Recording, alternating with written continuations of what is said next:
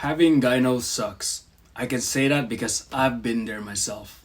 In this video, I'll be sharing my story of how having gyno at a young age made my life a living hell and limited me from living my teenage years to the fullest.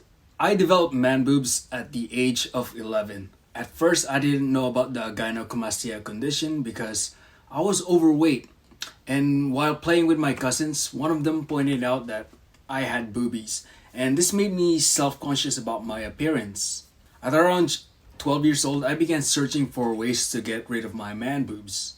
Unfortunately, there weren't many resources online back in 2011.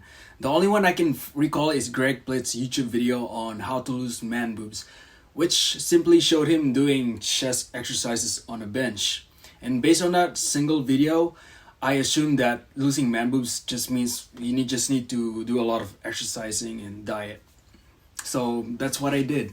And fast forward to middle school, I had lost a lot of weight, but one thing I didn't lose was my man boobs. After constant Google searches about man boobs, I became aware of the term Gynecomastia. At that point, I realized I had Gynecomastia. And this was a hard pill to swallow because from my understanding, this means a woman breast tissue in my body. And as a 13-year-old, that was terrifying.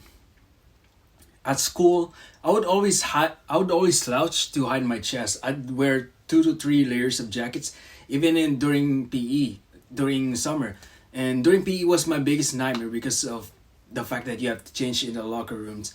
And to avoid changing in the locker rooms, I would wear my PE shirt as my normal shirt. And this backfired because we only had one PE shirt and my family did laundry once a week.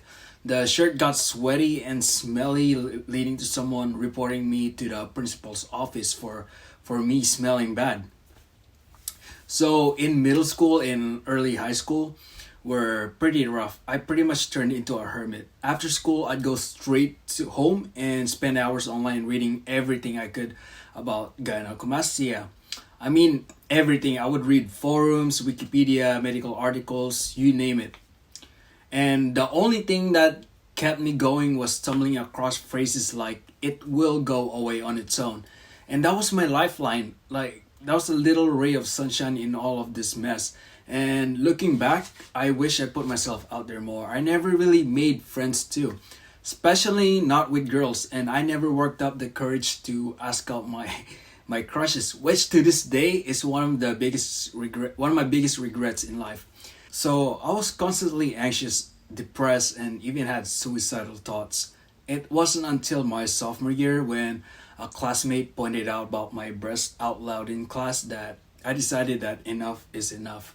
And from that humiliating incident, it made me pursue gynecomastia surgery, which had been my last resort.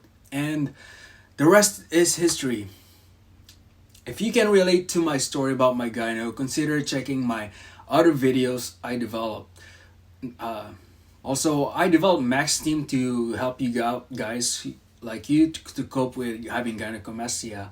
So go check them out, and thank you for watching, and remember, having gyno is not the end of the world.